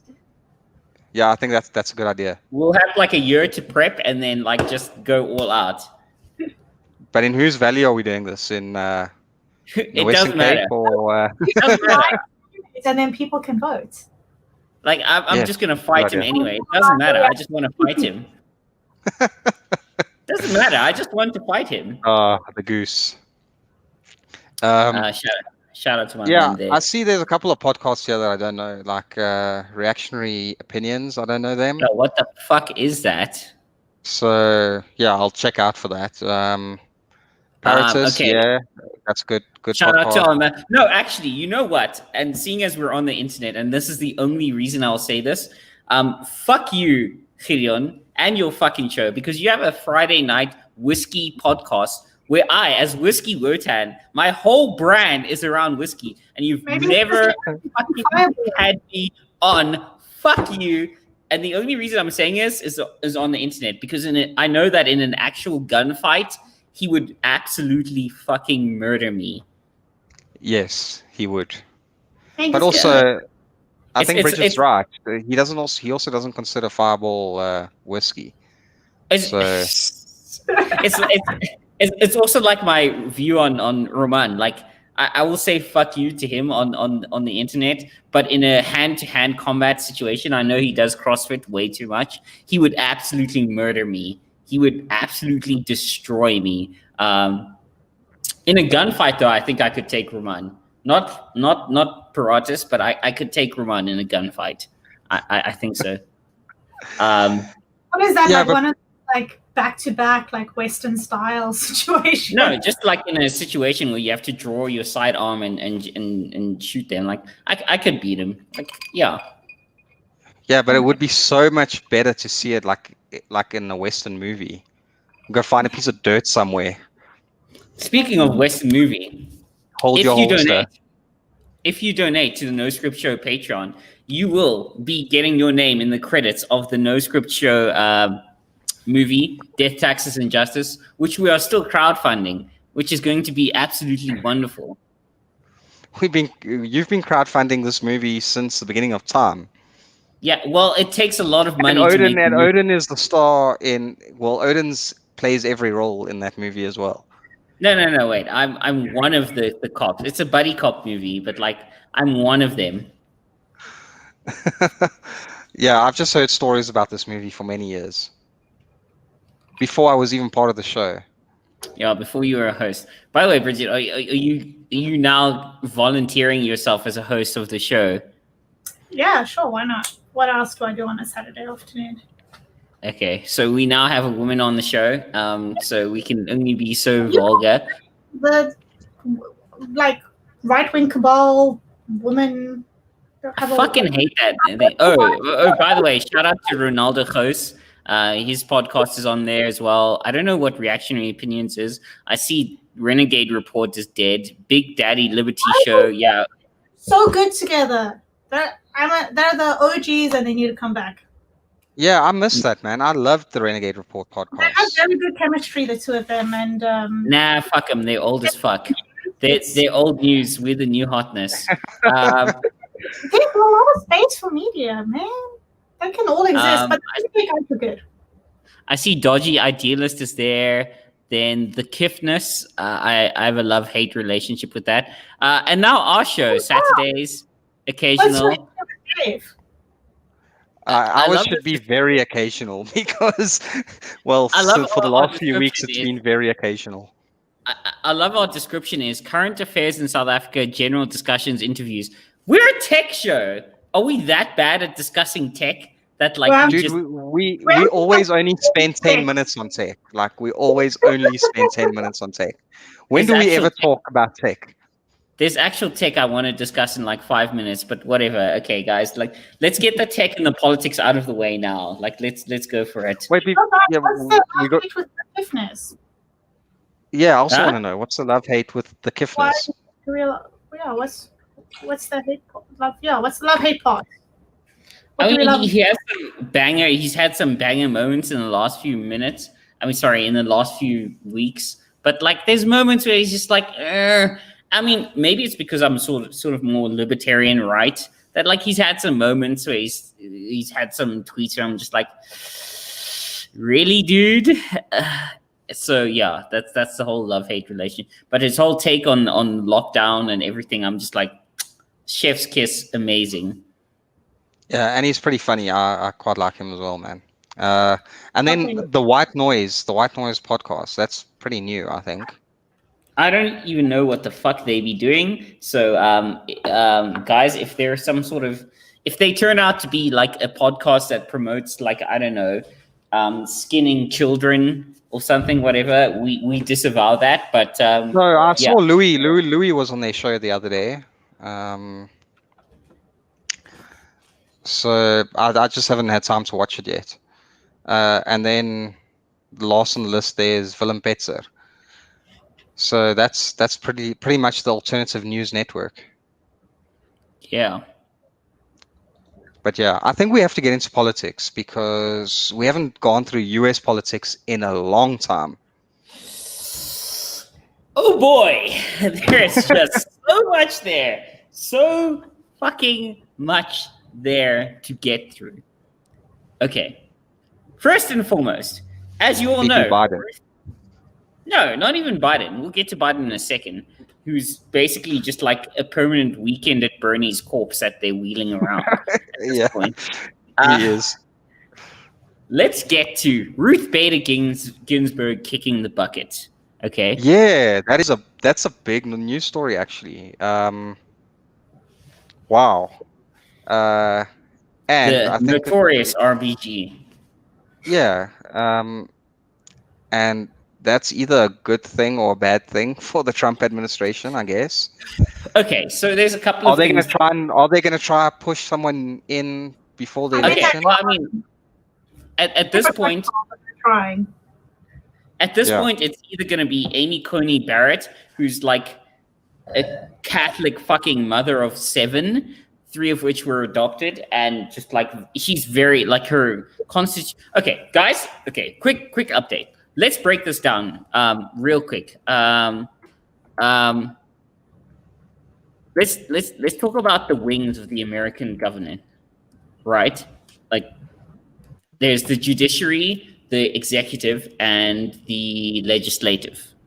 Okay, this is me explain. I love that I have to explain this to people, and as a non-American, I have to explain this to people. Judiciary is the Supreme Court. The legislative is like the Senate and all that stuff that like writes the laws, and then there's the executive, which is the presidency, and they were designed intentionally to be like checks and balances on each other. And so in this situation, the problem with the Supreme Court in the United States is that, well, partially they're non-elected. I mean, the president says who will be, like, the people don't elect a Supreme Court justice. The president says, oh, so-and-so, like we saw with Brett Kavanaugh. That's the one problem. The president. Huh? The people do elect the president, but... Yeah, but the president could do... They're like a Supreme Court justice for life. So I think that's... Exactly, that's what I was getting to. Is like the president nominates somebody and then they get voted on. and then they're there for life, and there is zero fucking accountability for Supreme Court justices. Zero. So it is the most, and originally when the founding fathers wrote it, they actually wanted the judiciary to be the least dangerous arm of the American government. And ironically, it's become the most dangerous arm of the American government. They're not, their entire job is to interpret the law, interpret the Constitution, and rule on it. Not write laws, not no. Your job, interpret the Constitution as an originalist and interpret the sort of rulings and all that. Don't fucking separate. Your job is just to say, according to us, this is a ruling. Bah, done. Ironically, they've become the most dangerous arm of the American government. So, okay, Ruth Bader Ginsburg kicks the bucket. I've seen a lot of people, more on the right, obviously, celebrating this shit, fucking making memes. So if you're one of the people making memes about it, I'm semi-okay with it. Like, yeah, okay. But if you are one of the people celebrating her death, despite my agreement with her on various things, you are fucking human garbage, and fuck you. You are a tier 3 germ sub. You are just human fucking garbage. I do not, outside of like Pol Pot and Mao, there are very few human beings whose deaths I celebrate. It's just no. So yeah, so the thing is now with the Supreme Court is there's this thing about pack the court. Like Woodrow Wilson was the first, I think, basically the first guy in modern times to say, I'm going to pack the court. You want to pack the court with like Supreme Justices who are more right-leaning or whatever. Here's my thing. This is a fucking dumbass, short-sighted take that the only thing you need to take out of this Ruth Bader Ginsburg thing is to pack the court. No. What you need to do right now, and if the American right had any brains about it, is, yeah, fine, pack the court. That's a fucking sideshow. What you actually need to do right now is bring into focus Supreme Court justice reforms, and bring into the fore checks and balances. Because right now, if you're on the right, if you're like a MAGA bro, your best bet is to get Donnie from Queens to fucking put some reforms in place. Because if you don't put those reforms in place, you will never get a chance ever again where the left is so willing to work with you on putting checks and balances on the Supreme Court. They're ready right now. And the reason they're ready to work with you and put checks and balances on the Supreme Court is because they're fucking shitting their pants about you fucking packing the court. So that now they're like, okay, yeah, now we're willing to fucking neuter the Supreme Court. I think that goes both ways. Like, if the Democrats were in power right now, the Republicans would be ready to do that as well. It always depends on who's in power. Yeah. Bridget, you were going to say? No, I was going to say it suits the Republicans to pack the courts, right? I mean, you're not talking just like the Supreme Court, but you're talking packing about the court is to quote Razor.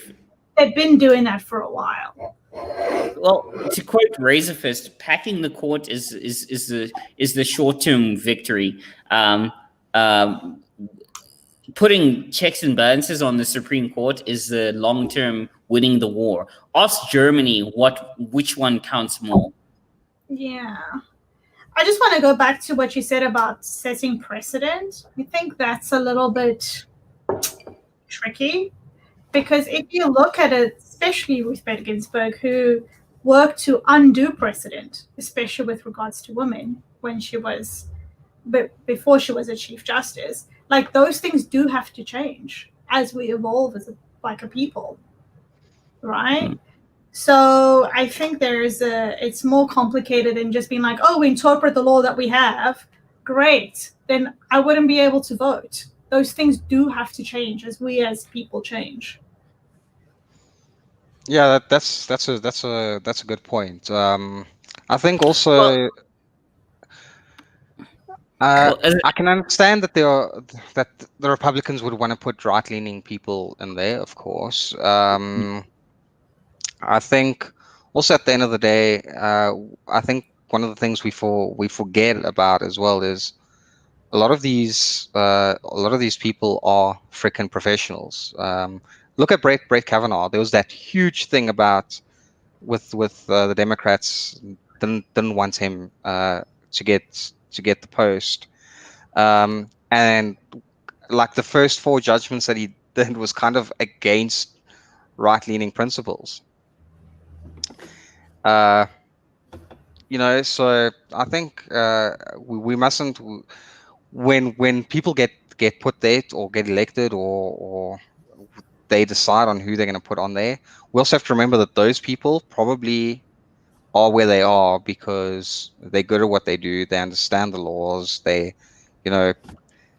But of course, we're going to have people that interpret things differently. That's why it's good to have a balanced system. But I still think at the end of the day, it doesn't matter who it is.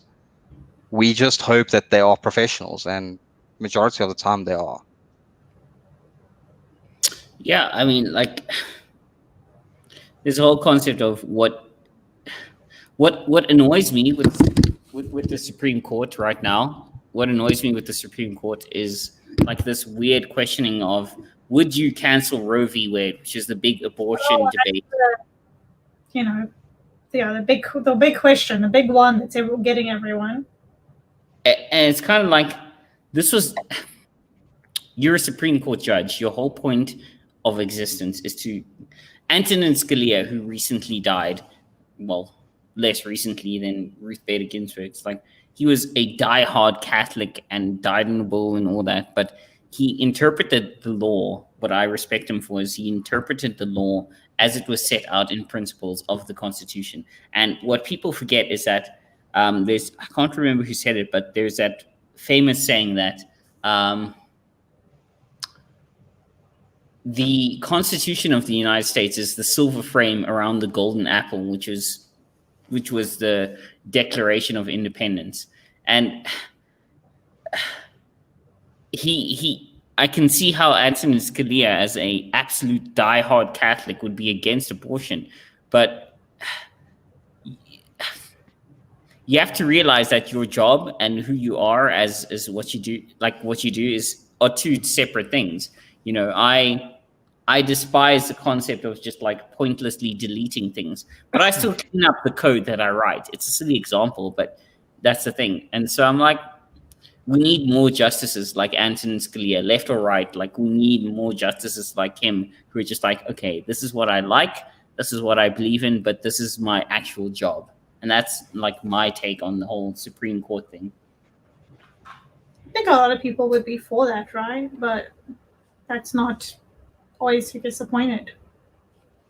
Yeah, and anyone that says there's no bias ever is the biggest idiot around, because every person alive has some sort of biases, and it doesn't matter who you put there, they're going to have some sort of biases.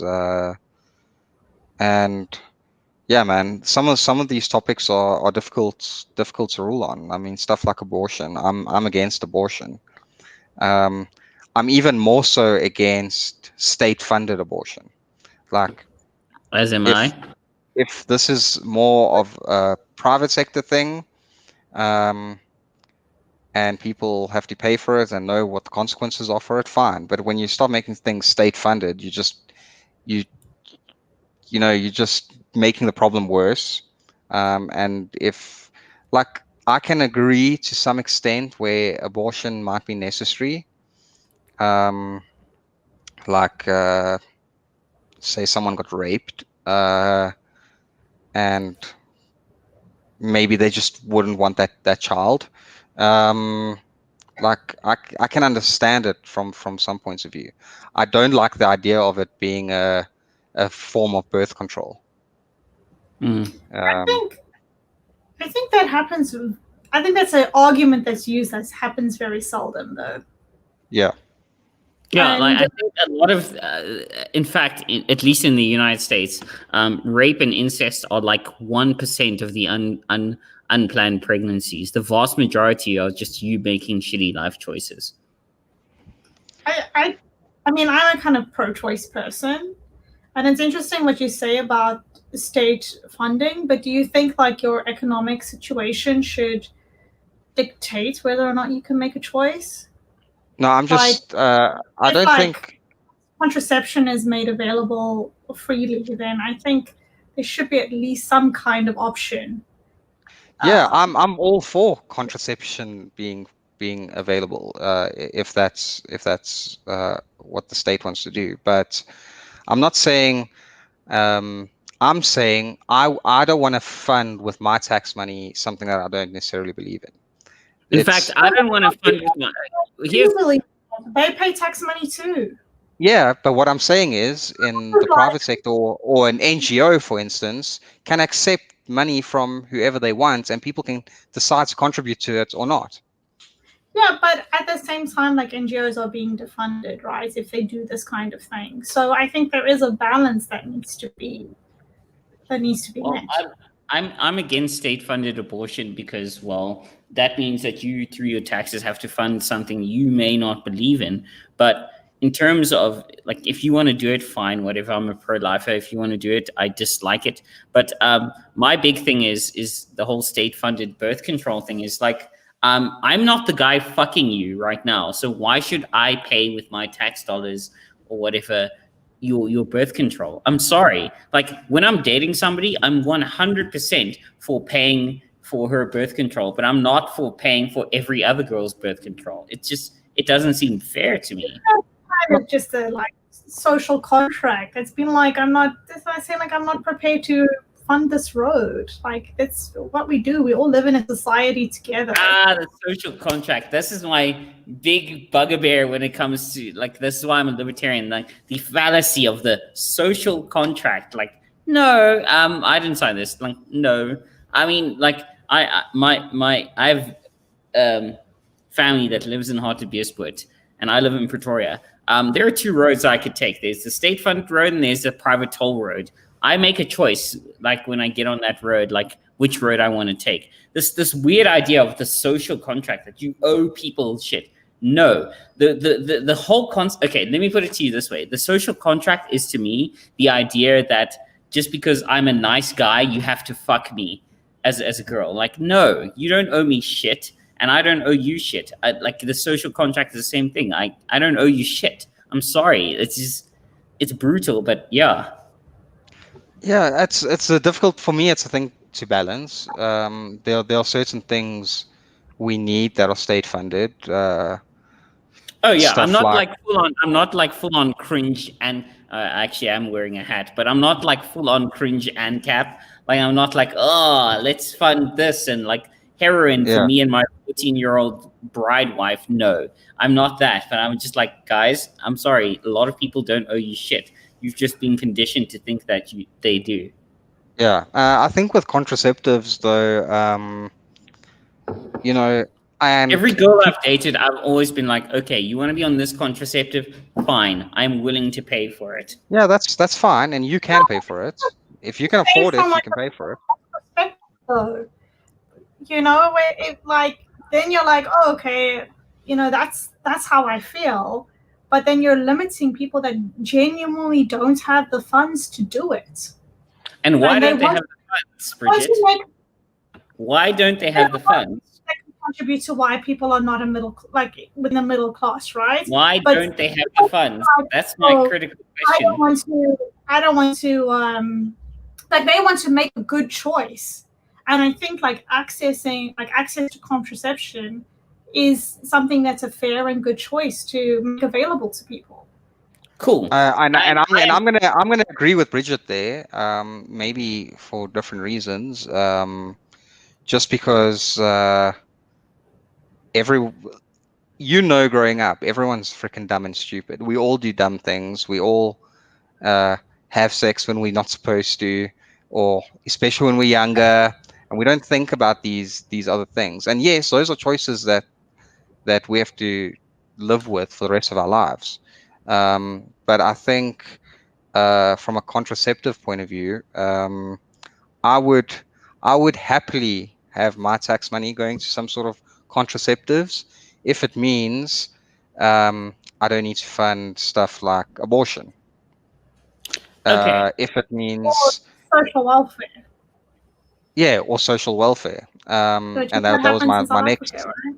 Yeah, and that's the next point. But also, we have a situation in South Africa where social welfare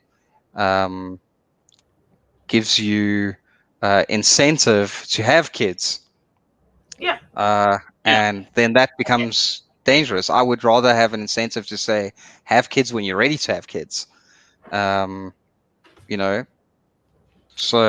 yeah, it's difficult. These are things that need to be balanced, and that's why we need to have left and right politics and people coming from both sides. But and you have to be the dreaded moderate, because I think a lot of people understand that there is a middle ground to this. I think we're so either or, but it's not an either or. It's very complicated, and everyone has different situations, and we need to make allowance for that. Yeah, and I think sometimes we try and we simplify too much. I've no doubt these issues are more complicated than what we talk about. Like, it's definitely more complicated than what we talk about. If it was so easy to fix, it would have been fixed already. So these things are not things we can discuss in 30 minutes and have some sort of life-changing conclusion. Yeah. I'm old enough to remember, because I'm older than 8 years old, when a certain vote came up in the United States Senate, and we keep using the US as an example, where they basically wanted to vote birth control down as a lower scheduled drug, which would have opened it up to competition and innovation and all that shit. Would you like to guess which party in the United States voted against that? Would you like to guess? I would say either or would have voted for that. The Democrats, they unanimously voted against birth control being I think it was 7 or 8 years ago, voted against birth control drugs being a lower scheduled drug, because they're like, no, we don't want that. I'm like, okay, if you had voted for this I don't know, because they don't like it. Can you give us like the real reasons? Was it because they felt like if there's a lot of competition, it would be too expensive or something like that? I'll have to look it up. My point is with this whole vote is that if you had voted that down, there would have been a lot of more competition, and you would have market forced down the cost of birth control. You would have made it cheaper and better. So I get why people want to fund birth control and all that. But guys, sometimes there's some shitty shit that the other side does, and I'll have to look it up. I'm sorry, Bridget, but like I'll have to look it up. But like I was like, yeah, you could have just voted yes on this, and it would have been like a schedule like 1 or 2 whatever drug, and then companies could have done whatever they wanted with birth control. And I mean, that can also be a bit like problematic, right? So again, this is also like a weird middle ground around regulation, because for someone who's taken birth control, it has very real side effects in you, right? So I can understand why that's a consideration. I know. I've lived with somebody who's taken birth control. Whatever they fuck they want, and not regulated, because it does really affect a lot of people. And even now, ones that are available can cause things like blood clotting and stuff like that. They can be very dangerous. So yeah, but the market corrects itself. I mean, if you put out a shitty or dangerous product, like with like steroids or like gym supplements, that shit, nobody buys that shit. The market corrects itself. Yes, because those products are still available. Okay, and you can still read it as a side effect. So I think being like, oh, we're not going to just let pharmaceutical companies do whatever they want. There needs to be some regulation to it. I can understand that being a consideration. I mean, I don't know the specific case you're talking about. I'll read more about it, but I'm just trying to like devil's advocate it and think like, oh, are these things that they considered? Fair enough. But also the issue with politics, like we said, things aren't that simple, and a lot of the time, a lot of these decisions have nothing to do with people. It's got to do with who's in power and how it benefits them. So, like, any legislation, you kind of have to take with a grain of salt. Does it really help people, or does it not? This is why I'm such a massive Calvin Coolidge fanboy, because he was the best American president in history, in my opinion, because his whole thing was it's better to strike down bad laws than to write good new laws. Like, he was called Silent Cal. Like, that dude was a boss. Seriously, everyone listening to this, Google Calvin Coolidge, best American president of all time. He's just like, nope, I'm not going to do anything about that because that's not my job. I'm in the executive branch. I'm not in the legislative branch. I'm not in the judicial branch. That's not my job. And Davin a different time. It's hard to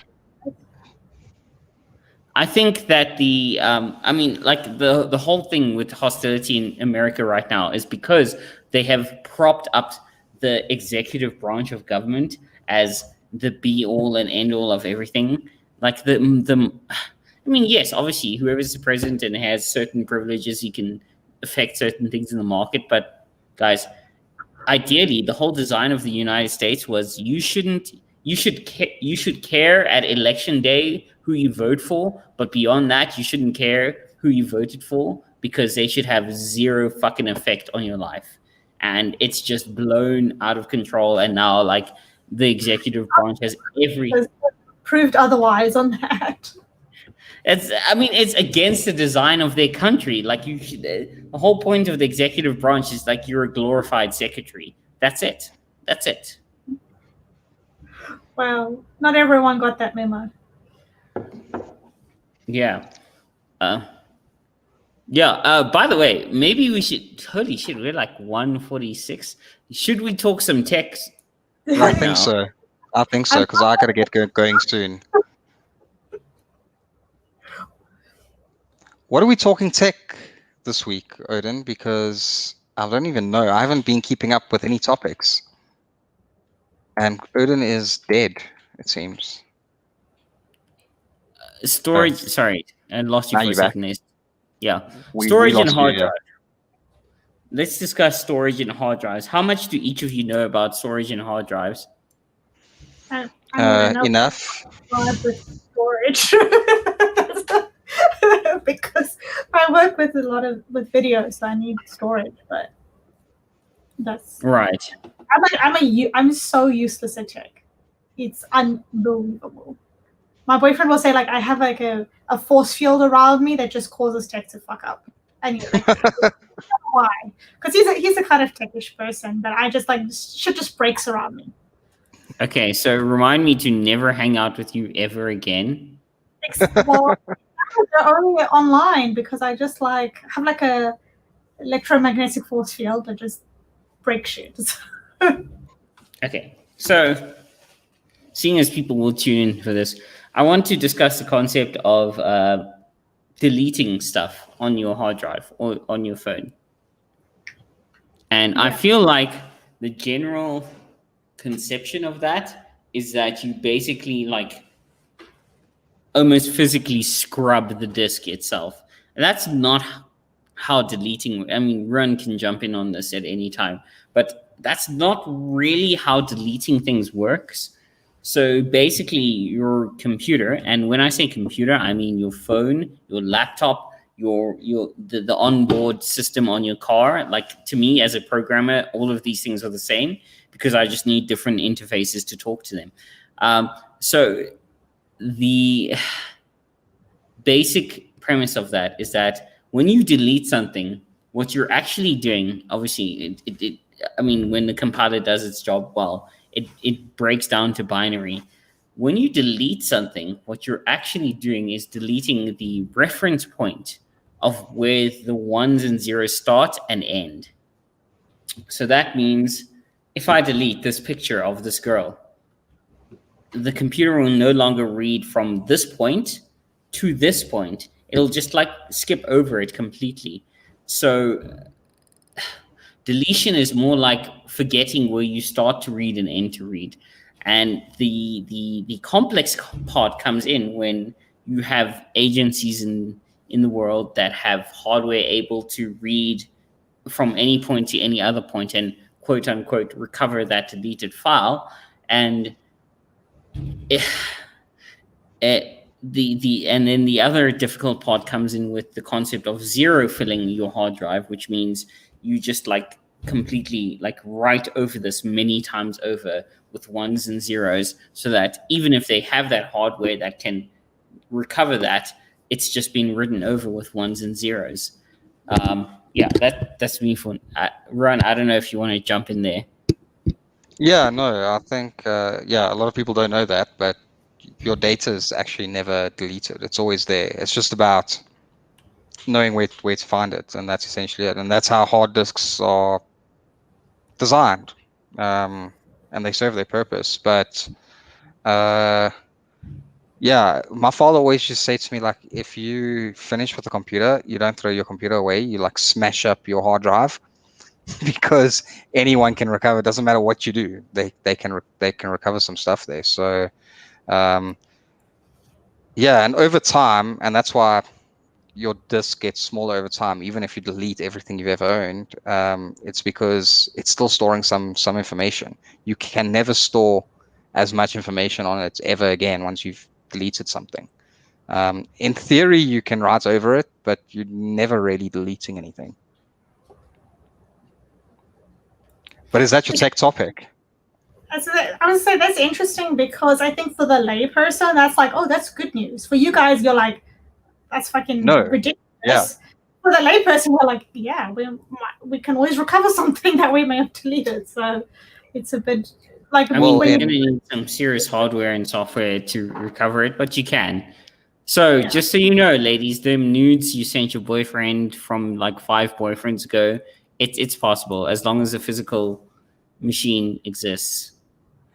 And I think nowadays we think things are just stored on our hard drives. No, you put something on your hard drive, it is everywhere. It's saved everywhere.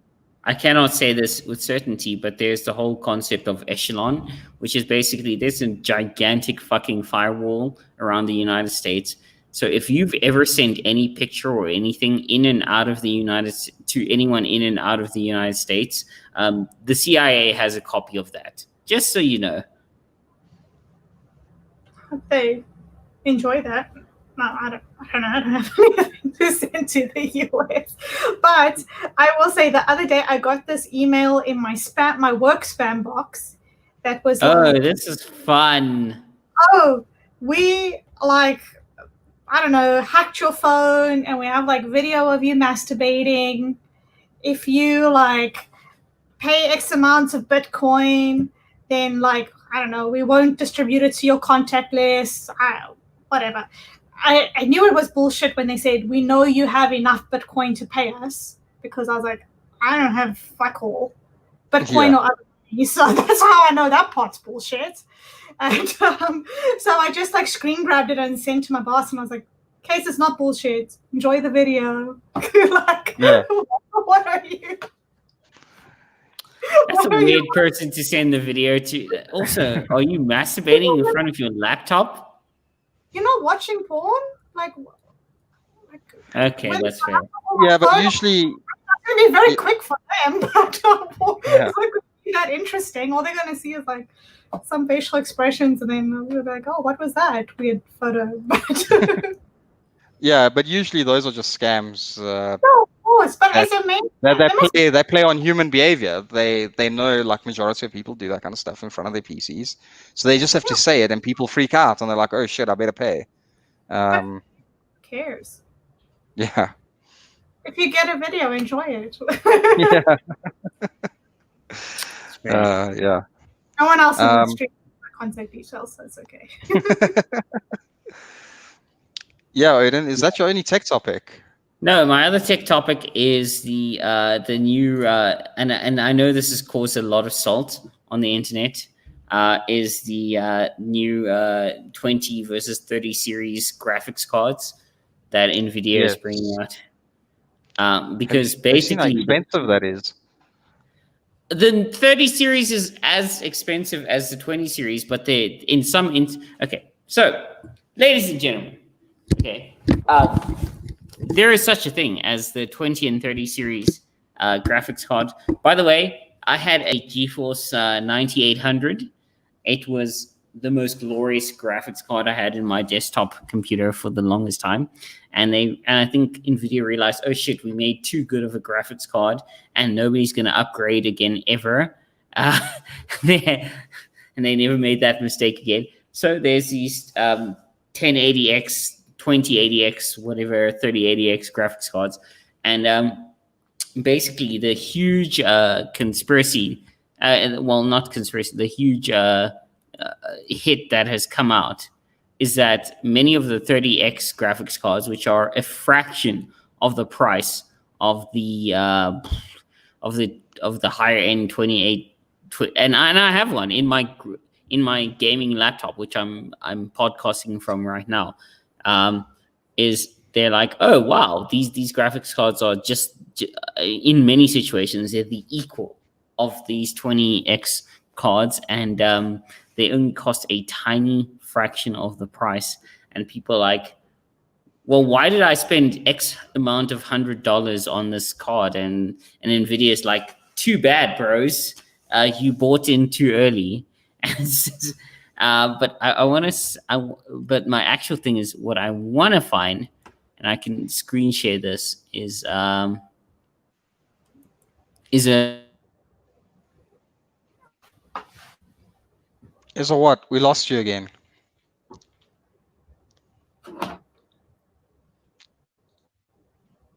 Yeah, Odin, we lost leaked you, bro. footage. Oh, I'm back. Yeah. So beyond all that 20X, 30X discussion, I want to show you guys a fun little picture of the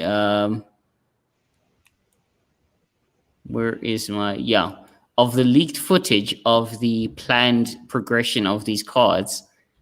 And over here, if you can see it, you can see the 20, I can't remember which one my gaming laptop has in, but it's a pretty high up 20X laptop. And you can see like the equivalency if you're watching the video version. And they're like, they've already planned this, guys. It's already fucking planned.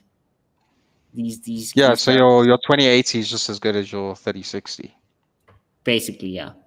In fact, I believe, in fact, and it's so much more expensive. Holy crap. Yeah, I'm just going to do a quick DX diag on my laptop, and I can't remember. Okay, so I have a 2060. I did buy it like a year or two ago, but it's still pretty fucking solid. The most amazing thing about these cards is that it's basically we've reached a point where we now have graphics cards in gaming laptops that are the equivalent of desktop computers, graphics cards, and that's the most insane thing about these things. Yeah, I failed to see how they fit. I mean, I don't know how big your laptop is. Dude, it's fucking a thick boy with a thick plan, as this. Yeah. By the way, Bridget, I would never send you any of those messages. Like, just no, that was just horrific. You're too kind. But you did allude to one day fucking me on your podcast. So. Oh, wow. Okay, I said that as a joke, as an absolute fucking joke. Oh, by the way, speaking of one day, I see this is my last political thing, I swear, guys. I see Lauren Southern is making a comeback to social media. Ron, I assume you know who she is. Yeah. Bridget, I assume you know who she is as well. I just said I don't know who she is. Sorry. She's basically like a white power Barbie. She's like full on alt-right, which is weird because she ran in the Libertarian Party. I don't know, like 8 years ago, or whatever. Like, what's her Tory what? She's like super against immigration and all this shit and whatever. I got her. Standard Fox News girl. Let's go. She's like a full-on white power bar. The reason I'm bringing her up is because she's making a return. And when she left, she was her and like people like Brittany Pettibone and who else? Laura Loomer were accused of being Tradthots. And the whole concept of being a Tradthot is that you advocate for something publicly and you live a certain life publicly, but in your private avocations, you're anything but that thing that you advocate for. And it was an accusation for a long time, especially with Lauren. And then a certain video of Laura Loomer emerged of her being horrifically drunk and very uncomfortably hitting on a guy. And she basically said, something to the effect of, well, first of all, she bragged about her boobs, how great they are. And then she said, there's a lot of girls and guys in this movement who like advocate for something, but behind the scenes, they live anything but that life. And they're very hypocritical in that aspect. And as like, there's been this rumor for the longest time. And then when that video of Laura Loomer surfaced, it was like, so I guess that kind of confirms that. Not to say that Lauren Southern is an actual Tradthot. We have yet to prove that. But I think it's entertaining and ironic because for me, when it comes to this, and I hate this whole podcast game situation, it's like there's two categories for me. It's like if you are genuine and if you aren't. I don't care if Jamie Oliver genuinely cooks all his own meals, right? It's not a principal thing. Like he's a good chef. He's still a good chef if he doesn't cook all his own meals. But when you, in our sort of space, when you advocate for certain principles and ways of being and dealing with situations in your life and acting, and you don't live up to those things in your private avocations, yes, absolutely, it is a fucking problem, and you are a fucking Tradthot or whatever, and you should be dragged all over the fucking internet for it. And it doesn't just work for girls, it works for guys as well. Like if I'm a pro-lifer and you find out that my girlfriend got pregnant and I pushed for her to get an abortion, drag me all over fucking Twitter.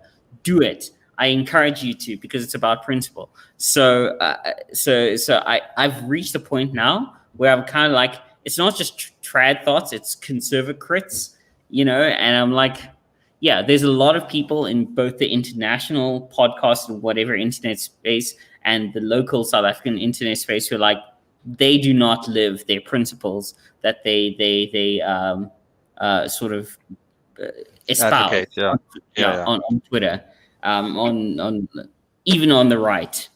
Yeah, I think the problem with is like using social media to create some kind of image of yourself, which we all know is bullshit. Like whether it's some kind of like luxury influencer who's really lives in like a 2x4, or because you can put forth any kind of personality. I'm fine with that, but if you advocate a certain principle philosophically,